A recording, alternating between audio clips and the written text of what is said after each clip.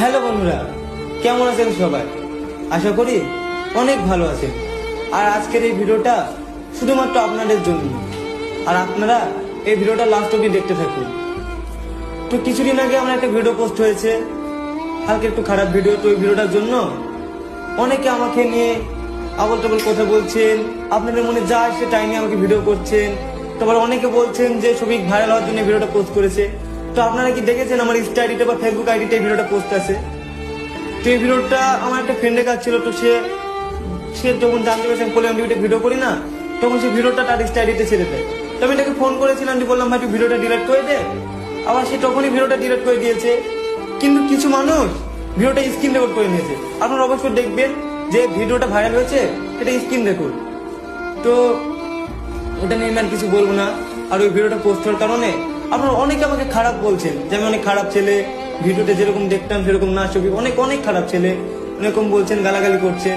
তো তাদেরকে বলছি, আমি আজ 5 বছর ধরে ফানি ভিডিও করছি। আপনারা অনেকে আমার ভিডিও দেখে আনন্দ করেছেন, হেসেছেন, কিন্তু কেউ আপনারা একবার জানার চেষ্টা করেছেন যে আমি ভিডিওর বাইরে আনন্দে আছি বা ভালো আছি কিনা? কেউ জানার চেষ্টা করেননি। আর আজ যখনই আমরা একটা খারাপ ভিডিও পোস্ট করলো, তখনই আপনারা আমাকে নিয়ে খারাপ খারাপ কথা বলছেন।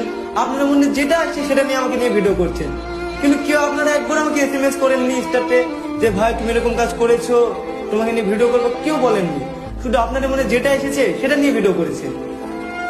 আবার অনেকে বলছেন যে শুধু ভিডিওটা পোস্ট করেছে বলে পলিগ্রাম টিভি থেকে বাদ দিয়েছে। তো আমাকে পলিগ্রাম টিভি থেকে বাদ দেওয়া হয়নি, কিছু কিছু কারণের জন্য আমি পলিগ্রাম টিভি থেকে চলে এসেছি। মানে ভিডিওটা পোস্ট হওয়ার 10-12 দিন আগে আগে আমি চলে এসেছি পলিগ্রাম টিভি থেকে।